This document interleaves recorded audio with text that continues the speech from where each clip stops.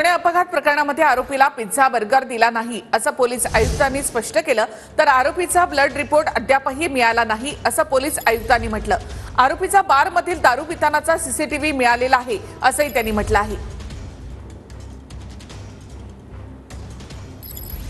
मी सांगितले की जे पिझ्झा पार्टी वगैरे बद्दलची या प्रकरणात कोणताही तथ्य दिसून आलेली नाही, परंतु काही गोष्टी आहेत ज्याच्यावर कारवाई करण्यात येईल।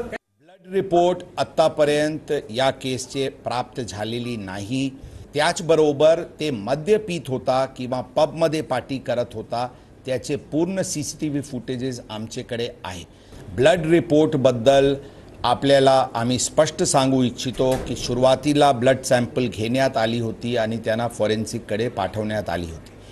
अशा काही गोष्टी ज्या नंतर काही जे त्या दिवशीचे काही माहिती समोर येत होती, आम्ही ड्यू डिलिजन्स घेण्याची दृष्टिकोनातून एक आणखी सॅम्पल घेण्यात आली होती।